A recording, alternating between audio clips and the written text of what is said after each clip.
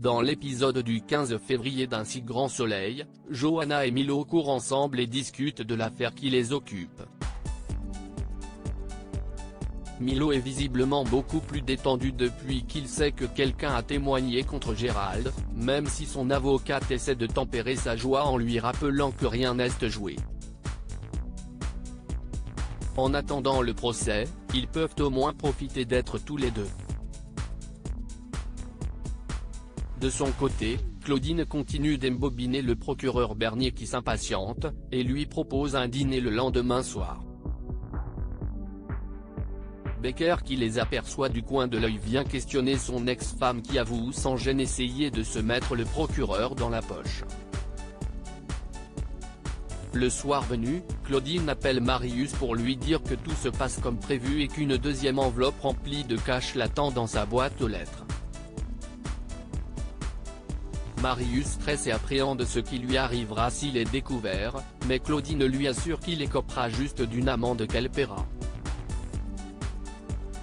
Après avoir raccroché, elle enfile des gants et imprime une lettre sur laquelle il est écrit que Marius avait besoin d'argent pour payer son loyer et qu'il en a accepté pour témoigner contre son patron. Elle adresse ensuite cette lettre au procureur. Ailleurs à Montpellier, Gérald ne comprend toujours pas pourquoi Marius s'est retourné contre lui, et Yasmine essaie de le rassurer. À l'hôpital, elle va même jusqu'à essayer de convaincre Evan que son compagnon n'y est pour rien dans la légionellose de Robin, mais le médecin préfère attendre que la justice fasse son travail.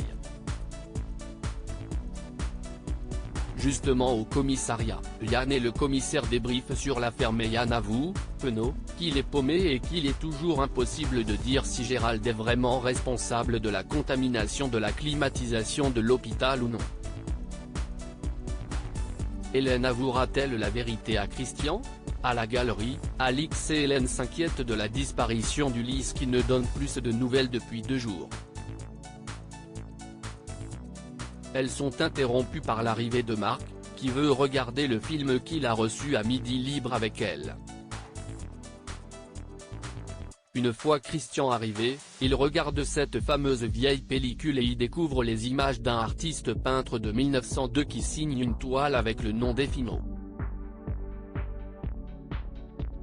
Alix et Hélène, qui savent qu'il s'agit d'Ulysse déguisé sur des images trafiquées, feignent l'émerveillement comme Christian et Marc à la fin du film. Les deux hommes sont toujours à fond et, le soir venu, Christian en parle encore à Hélène avec enthousiasme. Elle essaie de le modérer pour lui éviter des déceptions, en vain.